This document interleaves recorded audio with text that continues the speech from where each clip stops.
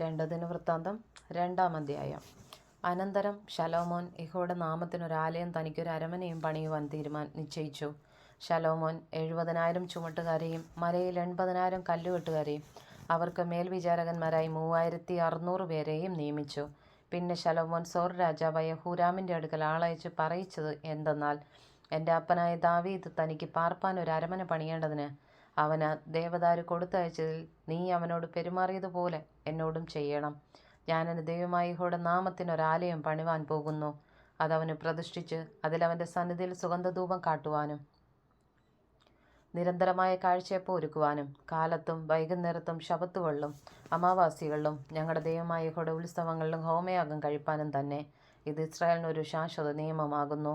ഞങ്ങളുടെ ദൈവം സകല ദേവന്മാരെക്കാളും വലിയവനാകിയാൽ ഞാൻ പണിവാൻ പോകുന്ന ആലയം വലിയത്. എന്നാൽ അവൻ ആലയം പണിവാൻ പ്രാപ്തിയുള്ളവനാർ? സ്വർഗത്തിലും സ്വർഗാതിസ്വർഗത്തിലും അവൻ അടങ്ങുകയില്ലല്ലോ. അങ്ങനെ ഇരിക്കെ അവൻ്റെ സന്നിധിയിൽ ധൂപം കാട്ടുവാനല്ലാതെ അവനൊരാലയം പണിയേണ്ടതിന് ഞാൻ ആർ?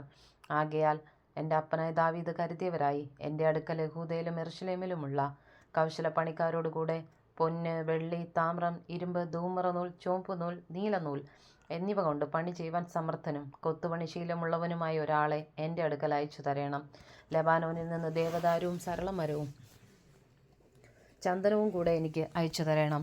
നിന്റെ വേലക്കാർ ലെബാനോനിൽ മരം വെട്ടുവാൻ സമർത്ഥന്മാരാണെന്ന് എനിക്കറിവുണ്ട്. എനിക്ക് വേണ്ടുവോളം മരം ശേഖരിപ്പാൻ എൻ്റെ വേലക്കാർ നിന്റെ വേലക്കാരോടുകൂടെ ഇരിക്കും. ഞാൻ പണിവാനിരിക്കുന്ന ആലയം വലിയതും അത്ഭുതകരവുമായിരിക്കണം. മരം വെട്ടുകാരായ നിന്റെ വേലക്കാർക്ക് ഞാൻ 20,000 കോർ കോതമ്പരിയും 20,000 കോർ യവവും 20,000 ബത്ത് വീഞ്ഞും 20,000 ബത്ത് വെണ്ണയും കൊടുക്കും. സോർ രാജാവായ ഹൂരാം ശലോമോന് യഹോവ തൻ്റെ ജനത്തെ സ്നേഹിക്കൊണ്ട് നിന്നെ അവർക്ക് രാജാവാക്കിയിരിക്കുന്നു എന്ന് മറുപടി എഴുതി അയച്ചു. ഹൂരാം പിന്നെയും പറഞ്ഞത്, യഹോവയ്ക്കൊരാലയവും തനിക്കൊരു അരമനയും പണിയേണ്ടതിന് ജ്ഞാനവും ബുദ്ധിയും വിവേകവുമുള്ള ഒരു മകനെ ദാവീദ് രാജാവിന് നൽകിയവനായി ആകാശവും ഭൂമിയും ഉണ്ടാക്കിയവനായി ഇസ്രായേലിൻ്റെ ദൈവമായ യഹോവ വാഴ്ത്തപ്പെട്ടവൻ.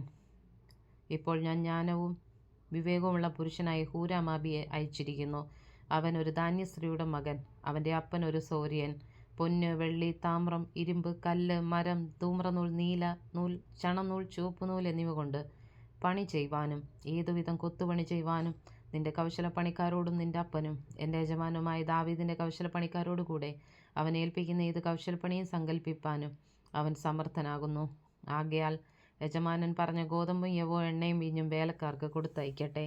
എന്നാൽ ഞങ്ങൾ നിന്റെ ആവശ്യം പോലൊക്കെയും ലെബാനോനിൽ നിന്ന് മരം വെട്ടി ചങ്ങാടം കെട്ടി കടൽ വഴിയായി യാഫൂവിലെത്തിച്ചു തരും.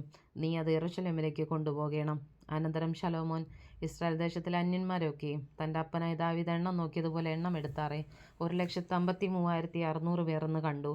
അവരിൽ 70,000 പേരെ ചുമട്ടുകാരായിട്ടും 80,000 പേരെ മലയിൽ കല്ലുവെട്ടുകാരായിട്ടും 3,600 പേരെ ജനത്തെ കൊണ്ട് വേല ചെയ്യിപ്പാൻ മേൽവിചാരകരായിട്ടും നിയമിച്ചു.